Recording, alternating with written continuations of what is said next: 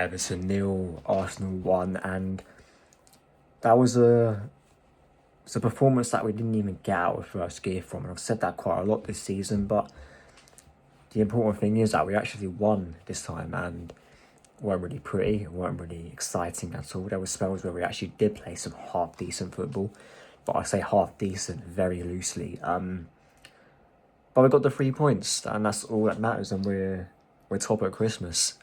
Because I believe that is the last game. Yeah, that is the last Premier League game that we played before Christmas. So whether we can keep this going until May, we got to find out.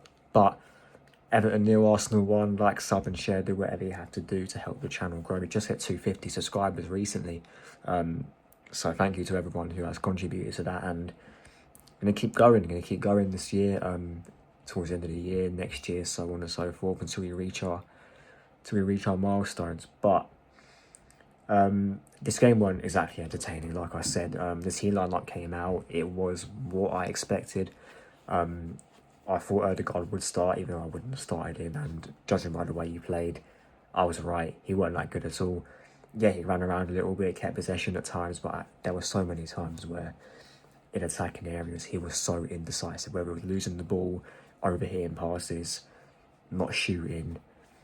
Typical Odegaard performance in recent years, and he played almost 90 minutes. I don't know how, I'm surprised how he even lasted that long. And to be fair, I could say that for quite a few players, because there were some players that shouldn't even have really played that long. But I'll get into them in a sec. I'll go from back to front. David Raya didn't really have a lot to do, apart from one dumb claim for a cross that he tried to attempt in the first half. Wasn't really tested at all. Actually, yeah, he wasn't tested at all, from what I can remember. So he had a quiet night, like usual, to be fair. In Capier, I thought it was mostly decent. The same with Calafiori. There were times in possession when they were a bit brain dead, let's just say it that way. But overall, they weren't really troubled at all. Saliba, I thought most of the game he'd done well until Beto came on, and he was giving him so many problems. He was losing quite a lot of his 50-50s, within a lot of his duels. Weren't really the Saliba that we normally know when Beto came on. And when Barry was on the pitch, he weren't really causing him an issue at all. But when there was sheer physicality, and Beto is like 6'4", 6'5", so you do expect that type of physicality to be a struggle for anyone. But yeah, he was giving Saliba quite a few issues. Julian Timber, I thought defensively he was alright, but in attacking areas, like he normally is, weren't really that effective. Got in Saka's way maybe 1 or 2 times. His crossing weren't that great. But that is Julian Timber. His mate, because he's so good defensively, we do forget how not as effective he is in attack, and that's alright. That's the type of player he is, because him and Ben White are kind of opposites in that. Ben White is the one that's not as good defensively. He's still good, but obviously he's better in attacking areas. He is, but overall the back line was decent. I think Zubimendi started off shaky. I think he grew into the game though. When the spaces opened up and Everton were trying to get onto us a little bit more, I think he did get better as the game went on. Declan Rice, I think he was probably my man of the match. He's played a lot of football over recent years, and to be fair, the Wolves game, he did look properly gassed out. But today I thought he was man of the match. He was driving us forward, being decisive in his passing, winning the ball comfortably as well, just keeping the midfield ticking. It's a standard Declan Rice performance, and he's definitely my man of the match, and that does say quite a bit about the other players, but we'll get into. Leandro Trossard, I thought he did all right today. Weren't his best performance, but should have scored. He did hit the post, he did get unlucky, but he's got to be getting that on target, and that definitely buries the game. Bukayo Saka, I thought was hit and miss. I thought some parts he was decent, and some parts he was a bit sloppy. He was going down the outside quite a few times today, which I definitely liked, given not just being so one-dimensional like he normally is. He did play a bit too many minutes for my liking. I think Eze and Madueke should have got on the pitch, definitely. Hence why I was baffled. Like Odegaard played almost 90 minutes, but then he obviously came off from Marino. But yeah, I thought Saka was decent today, and Victor Gyökeres got the goal. Fair play to him. Very good penalty. Weren't that good apart from that, in my opinion.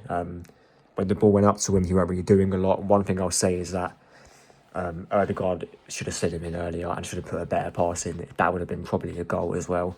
But yeah, I thought, yeah, I'm happy that Gyökeres got the goal and obviously won us the game. But again, I don't think it was that good. When we needed him to just hold the ball up, and we saw what Gabriel Jesus done when he came on, actually getting us up the pitch.